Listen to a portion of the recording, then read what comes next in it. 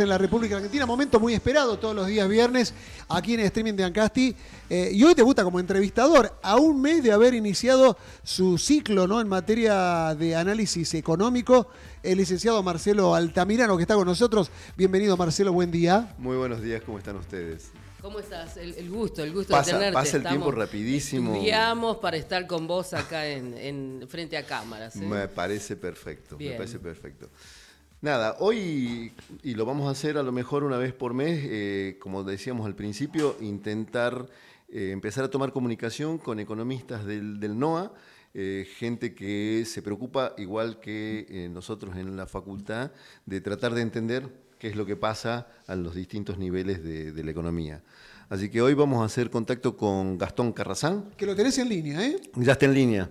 Gastón Carrazán es un economista salteño, también investigador universitario, especialista fundamentalmente en la generación de datos estadísticos.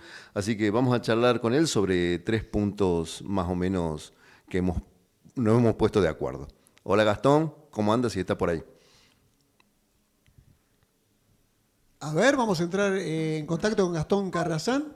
Se ha cortado la comunicación. Bueno, el tema, Marcelo, guarda relación con cómo es la visión de un economista salteño en oposición a lo que se vive en el resto del país. No, lo que pasa es que viste que es como que estamos acostumbrados a escuchar solo las campanas de la capital. Exacto.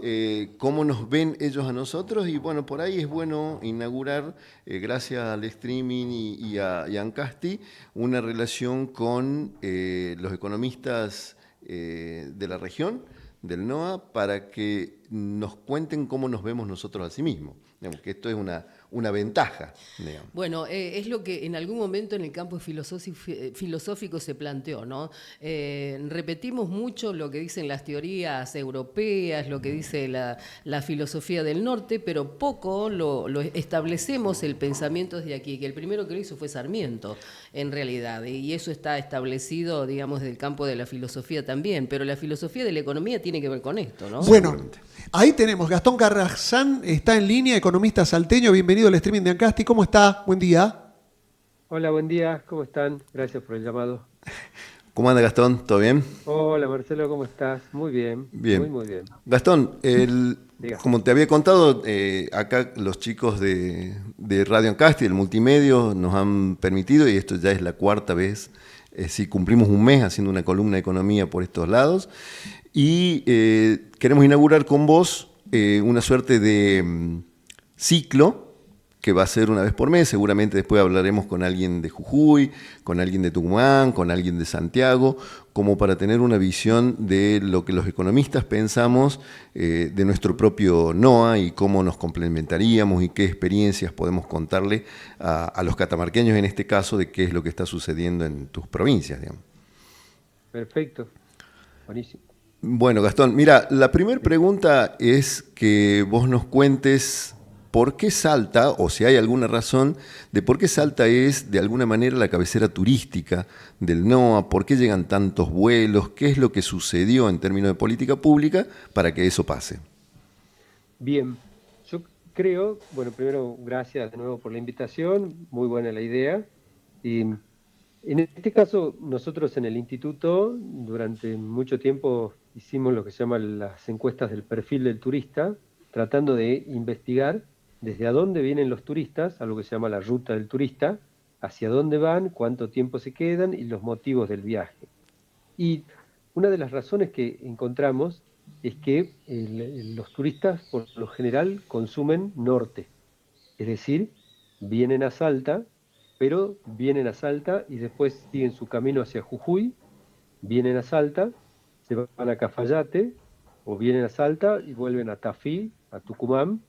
Entonces, es como un paquete turístico que se está comprando por parte del visitante, que no solamente elige a Salta capital, a Salta provincia, sino que aprovecha para hacer un viaje un poquitito más largo.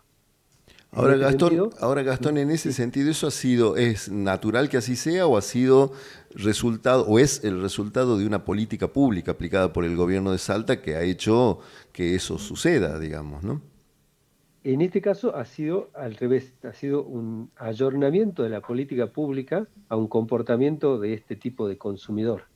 Porque vos acordate que hasta hace muy poco era una rivalidad Salta-Jujuy, Tucumán-Salta, eh, pero en realidad no ha sido sino hasta que comenzamos a estudiar los datos, a darnos cuenta que el tipo que venía a Salta no venía a Salta, venía a Salta y a Jujuy, venía a Salta y a Tucumán, o si hacía un tramo más largo, venía desde Santiago del Estero.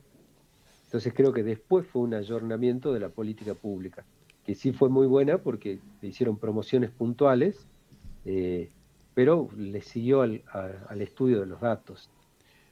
Me parece bárbaro. ¿Y cómo funciona hoy el tema comunicacional? Es decir, ¿cómo está el tema del acceso a Salta, tanto aéreo como de rutas, etcétera, que de alguna manera es lo que sostiene también el flujo turístico, ¿no? Salta tiene muchas conexiones, creo que incluso ahora se abrió una con Panamá, conexiones aéreas, que lo que trata de hacer es em, recibir flujos de turistas del exterior, porque nosotros tenemos en Salta como dos grandes temporadas. La temporada de verano, que es relativamente más local, porque vienen los turistas de alrededor y vienen los turistas de adentro de la provincia, y la temporada de invierno, que es la más fuerte, donde se espera un afluente de turistas extranjeros.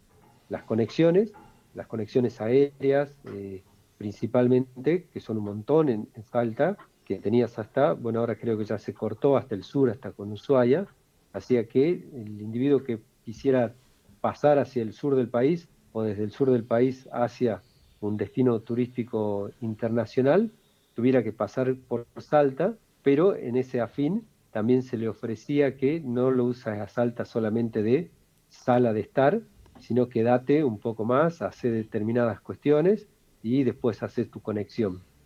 Nosotros recibimos creo que aproximadamente del flujo total de turistas en invierno, entre un 8 y un 15% del flujo total son turistas extranjeros que tienen otro perfil, otro gasto y otra eh, longitud en su estadía. Interesantísimo, Gastón. Otra cosa en la que nos ¿Sí? parecemos bastante con Salta los catamarqueños es que conformamos junto a Jujuy la mesa del litio. ¿Cómo está Sí. funcionando el tema del litio? ¿Qué es lo que está pasando allí en Salta al respecto? Bueno, ha sido hace muy poco, capaz que hace 2 semanas, hubo un encuentro acá de CEPAL, hay un instituto de CEPAL que se llama ILPES, que organizó un encuentro para el sector minero y para los actores académicos e interesados, y hubo una exposición de un CEO de la empresa Eramine, si mal no recuerdo, que comentó que en diciembre fue la primera vez que se comenzó a sacar litio, carbonato de litio, con esta tecnología nueva que tienen ellos, eh, que se sacaron en diciembre muy poquito, en enero 60 toneladas, en febrero 120 toneladas, esperaban en marzo duplicar eso y a partir de ahí que fuera un evento exponencial. Con lo cual esta minera, que tiene una tecnología distinta a Río Tinto, creo que es la otra minera, que es más tradicional, esta minera Eramine, que es muy tecnológica, espera en este año multiplicar por 10 su producción inicial, con lo cual ya hay proyectos por primera vez que están en producción y que tienen como una perspectiva grande de producción. Y eso afecta a todo el sistema económico circundante. Perfecto, entonces vos, digamos, desde tu perspectiva, el tema litio está caminando y está funcionando en Salta y uno debiera esperar buenas noticias, digamos, alrededor de ello. Sí, sí, porque acuérdate, ustedes lo saben bien, los procesos exploratorios son muy largos y los procesos de producción se planifican con mucha antelación. Y si bien tenés una bajada del precio del litio y hoy tenemos mucho ruido internacional, eh, creo que estos negocios se hacen a muy largo plazo. Y particularmente lo que me interesa remarcar, porque nosotros recién lo estamos viviendo ahora es decir, hace un par de años, es cómo ha movilizado todo el sistema económico circundante alrededor de lo que es la proveeduría de servicios mineros. en un sentido bueno y también en un sentido malo, ¿no? Exacto. Bueno, Gastón, para ir cerrando, hay una historia acá en Catamarca que estamos discutiendo mucho los catamarqueños, que es que se nos ha caído mucho el tema de la coparticipación federal de impuestos. El gobierno le ha comunicado a los intendentes y a todo su gabinete que vienen momentos de ajustar, de disminuir el gasto, de mejorar el mecanismo de las plantas de funcionarios. ¿Algo similar está pasando en Salta? Así es, la licuación de las partidas de las transferencias, sean de las automáticas o de las discrecionales, ha pegado muchísimo, en particular en la obra pública en general. Salta tiene una gran dependencia en términos de ingresos, tanto para los destinos bienes de capital como las obras públicas, como para los destinos corrientes, como para pagar sueldo o para pagar el día a día. Si mal no recuerdo, estamos por encima del 80% de los fondos que utiliza la provincia vienen del Estado Nacional, con lo cual sí ha sido un parate importante. Pero, fíjate que en el tema de coparticipación en general, nosotros con un grupo de economistas, entre los que está el ministro de Economía de la provincia, hicimos una presentación acerca de por qué falló el régimen de coparticipación federal, que tenía en su concepción inicial lograr la convergencia económica de las provincias. Nosotros hicimos un pequeño trabajo académico demostrando que a nivel nacional las provincias que estaban pobres al comienzo del régimen de coparticipación siguen siendo pobres y las que estaban ricas son más ricas todavía, con lo cual fue una política totalmente regresiva. Y lo que proponíamos es que se utilice al estilo europeo, al estilo español, fondos de convergencia que sean proyectos o partidas adicionales que busquen específicamente lograr el crecimiento armonizado de la economía. Perfecto. Sí, algo parecido funcionó para las provincias de Catamarca, La Rioja, San Juan con el acta de reparación histórica y el advenimiento de la promoción industrial y la inversión por diferimiento de impuestos. Bueno, Gastón, la verdad que, no sé, acá los compañeros de piso, pero seguro... No, es que escuchándolo a Gastón, y bueno, vos sabés, Marcelo, da una... La envidia no es sana, pero da una sana envidia saber que tenés 20 vuelos, que si bien, digamos, los mismos problemas se repiten, ¿no?, en relación al régimen de coparticipación, la reducción, digamos, de este concepto a las provincias que son sobredimensionadas a nivel de la administración pública y demás, pero digo, hay una diferencia, una beta, que es el turismo, que la minería está más desarrollada y que ustedes como salteños, digamos, la están viviendo de otra manera. Digo, hay un ascenso a nivel de la política económica y de la política pública que dista, ¿no?, del resto del noroeste argentino al menos. Sí, sí. En temas de minería, como que la agenda pública se volcó mucho, se dio cuenta de que la verdad que es una mina de oro, valga la redundancia en esto, pero también quiero dejar claro que hay algunas cuestiones que afectan al sistema económico en general. Nosotros en economía, Marcelo lo conoce mucho, tenemos un gran fenómeno que se llama la enfermedad holandesa, y es cuando todo el sistema económico comienza a depender de determinada producción primaria de recursos. ¿Y qué pasa cuando todo el sistema económico mira hacia allí? Nosotros tenemos un vínculo entre turismo y minería, tal que hoy por hoy, fíjense ustedes, tenemos lo que se llama el salario del mozo minero. ¿Cómo es esto? Los proveedores de catering han enfocado tanto su esfuerzo hacia la proveeduría de sectores mineros que el sector turístico comercial, cuando quiere contratar un mozo, por eso le llaman mozo minero, tenés que pagar lo mismo que se está pagando para el mozo que te atiende el catering en la altura, en la minera, que es mucho más caro, o bueno, es un poco más caro, con lo cual el salario aumenta, pero no por un tema de productividad, sino por un tema de comparar con otro sector. Es muy bueno el tema de la minería, pero hay algunas cuestiones que tenemos que remarcar que no están tan buenas.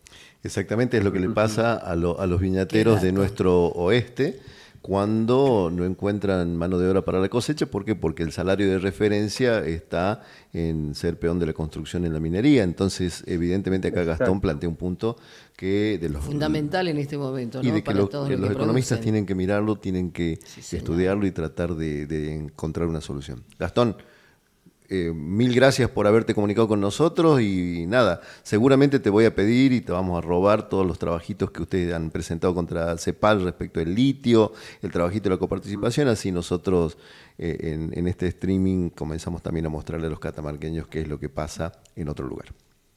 Encantado de compartir y muchas gracias por el llamado.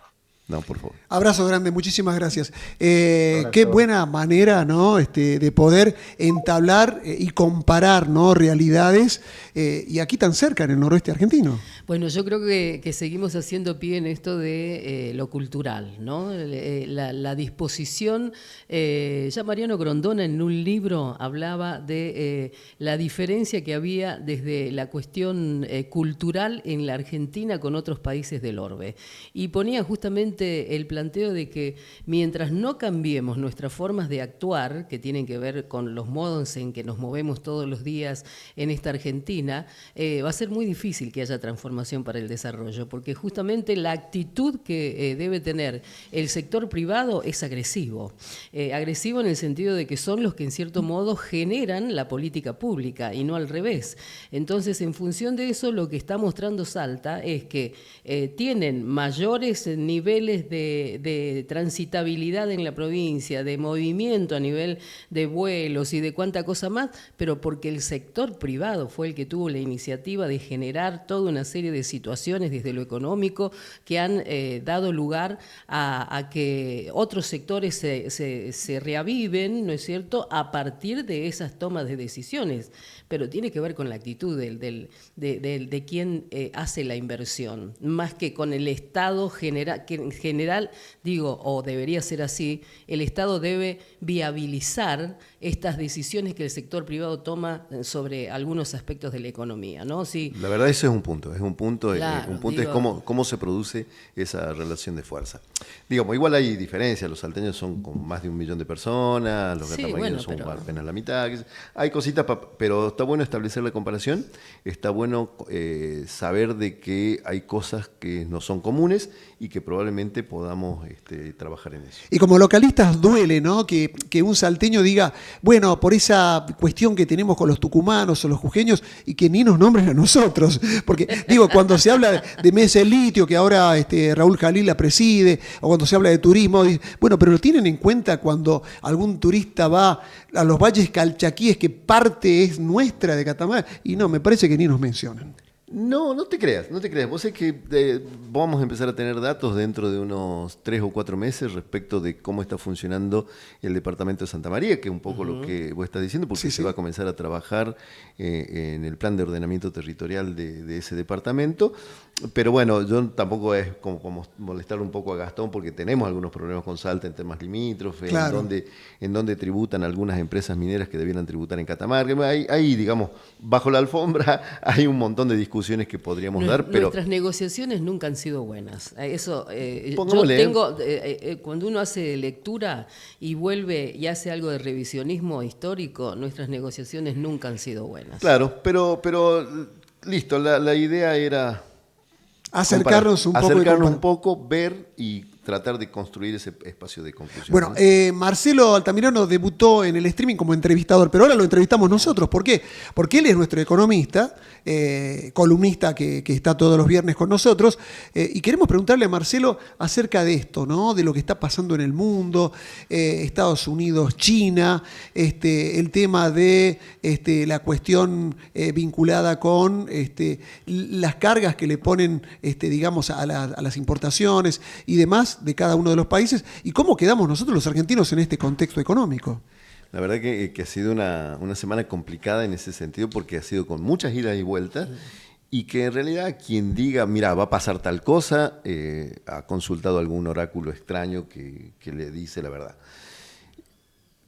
Hay una cosa que empieza con una fuerte mentira por parte del presidente de Estados Unidos, como diciendo, bueno, se han aprovechado de nosotros durante todo este tiempo y ahora queremos que nos devuelva, porque en realidad, después que sale, es medio histórico, pero más o menos en la década del 70, donde se abandona el patrón oro de respaldo de las monedas, el dólar pasa a ser la moneda.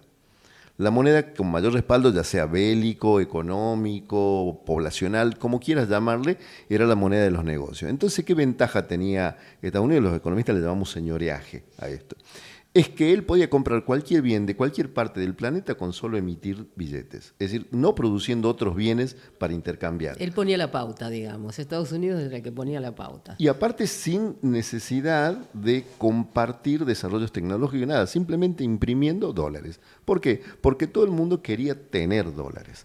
Entonces, ¿qué pasó? Durante una pila de años, más de 40 años probablemente, lo que hizo Estados Unidos era emitir y comprar bienes, y desarrollar, tener ventajas tecnológicas a partir de determinados enclaves científico-tecnológicos.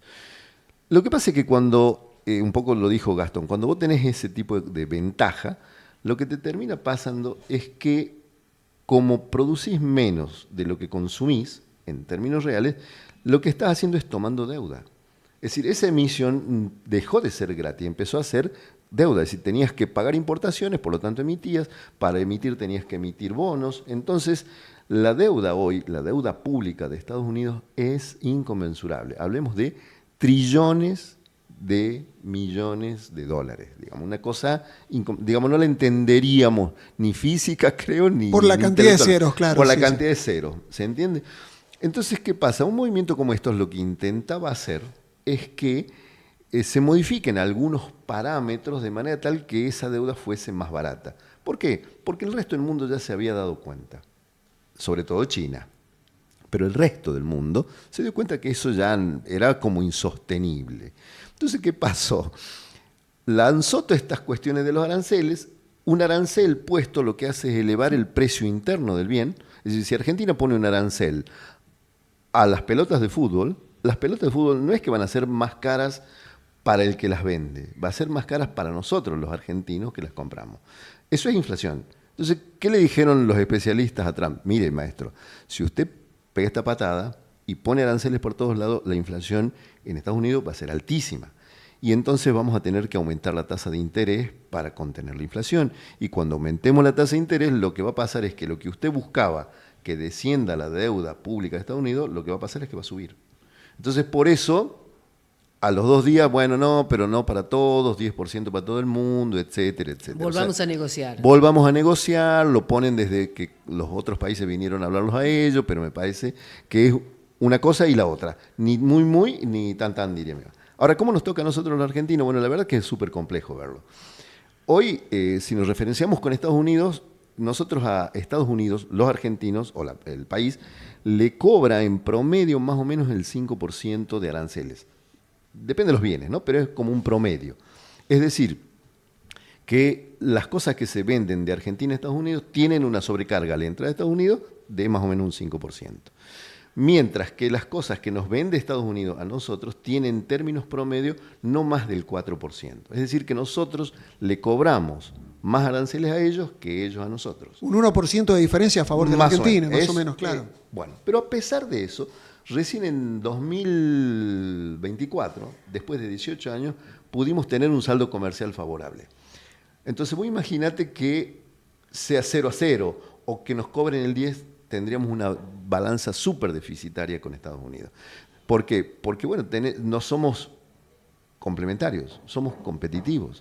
Es decir, nosotros no tenemos, salvo el caso de los limones, el aluminio y 2 o 3 cosas más, en el resto de los bienes ellos tienen ventajas competitivas. Entonces, no nos conviene una situación de 0 arancel por cada lado, ni tampoco nos conviene que nos pongan un arancel del 10%. Así que me parece que esto es todo un proceso de negociación, me parece que hoy se inician 4 días claves para la Argentina, porque hoy en teoría el Fondo Monetario va a decir cuál es el desembolso y cuáles son las condiciones por las cuales se da el desembolso del aumento del crédito a la Argentina. El próximo lunes o martes creo que está acá el secretario del Tesoro, que viene a ser como el ministro de Economía de Estados Unidos en la Argentina, para anunciar, yo supongo que gracias a ellos este acuerdo y que probablemente haya algún poco de dinero más para este funcionamiento. Y también ahí nomás en esos días, o creo que hoy o mañana, se va a conocer el índice de precios al consumidor. Es decir, hay una serie de elementos que me parece que van a ser... Hoy día creo que hoy se es, hoy a las conoce, 7 de la tarde, creo. hoy. Entonces se va a conocer y todo el mundo ya sabe y supone que ha acelerado el proceso inflacionario. Entonces me parece que van a ser días claves desde el punto de vista del análisis económico. Lo macro es esto que acabas de contar, ¿no? Pero lo micro, digo, a doña Rosa, a don José, que está ahí en el barrio, ¿en qué le pega toda esta situación? Porque, digo, la gente está notando que la cosa... los salarios bajísimos, las jubilaciones ni te digo, y ya el tema de los servicios se nos escapó directamente de las manos, y de pronto, ¿cómo hace? Mira, Mariana, esto va a seguir pasando independientemente de lo que pase afuera. Lo que Bien. sí sé es que cuando las economías tienden a cerrarse, empiezan adentro a tener un montón de cambio en los precios relativos. Sí. ¿Y qué me parece a mí? Que en la Argentina, haga lo que haga, medio que vamos contra el mundo porque vamos meta a abrir la economía cuando todos se están cerrando, pero Para variar, nosotros más allá siempre de eso, el auto en contra. a mí me parece que estos datos de la macro van a hacer que se tomen decisiones, digamos, que los grandes empiecen a tomar decisiones. Si las decisiones son pensando de que esto va a tender a estabilizarse, es probable que nos encontremos en junio o julio con algún otro panorama distinto. Pero por ahora a mí me parece que abril, mayo y junio son meses todavía de altísima volatilidad y de caída del salario real. Vos me decías antes de entrar al aire que este préstamo del Fondo Monetario, digamos, implica también generar una especulación interna, ¿no? Nadie toma decisiones a corto plazo, hay que esperar un poco más. Exactamente, porque lo que pasa es que si vos no sabes cuál va a ser de verdad el tipo de cambio con el que te vas a enfrentar, como exportador no querés vender. Claro. Como importador no querés comprar, digamos, rápido, hacerte de dólares baratos. Así que, entonces, todas las decisiones son complicadas. Te doy un efecto así súper que por ahí uno no le da mucha bolilla. Con toda esta historia que armó Estados Unidos, etcétera, y que China le responde y toda esta historia, lo cierto es que el precio del petróleo Brent, que es el que tomamos por referencia, cayó por debajo de los $60 el barril. Ese número, $60, parece, para nosotros decimos, bueno, nos preocupamos en la micro, bueno, entonces que baje la nafta, qué sé yo, decimos esas cosas. Olvídate. Pero en realidad lo que pasa es que cuando el precio del petróleo baja de los $60 aproximadamente, hay muchos proyectos de vaca muerta que dejan de ser rentables. Entonces probablemente aquellos que están embarcados en esos proyectos digan, bueno, vamos a esperar, porque puede ser una baja, toma de ganancia, vuelve a subir, esperamos. Cuando alguien que está por hacer una inversión dice, bueno, mi inversión era ir a comprar sándwich de milanesa. Perfecto, cuando decido frenar, no voy a comprar los sándwiches de milanesa. Entonces el que iba a vender los sándwiches de milanesa, ¿qué va a hacer? Bueno, paremos la compra de pan rallado, paremos la compra de huevo, paremos la compra de pan. Sí. Entonces, Y la economía se sigue abriendo. exactamente. Ay, Entonces Dios. empieza todo a ir para atrás, Sí. y el que pensaba que iba a cobrar un sueldito por hacer los sándwiches de milanesa, no. Bueno, Chao. entonces a eso me refería, es decir, que estos momentos de incertidumbre son tan complejos que lo que hace es que los grandes operadores de la economía tomen decisiones de frenar. Y esos frenos, a los que venimos de atrás de cola, nos hace dar con la cabeza contra la piedra. Marcelo Altamirano, licenciado en Economía, un gusto, como siempre, que nos visites todos los días viernes, 9 y 10 de la mañana, dando cátedra, ¿no?, en materia de economía. Muchas gracias por estar. No, por favor. Nos vamos a la pausa, en instantes volvemos. Estamos en Mañana Central.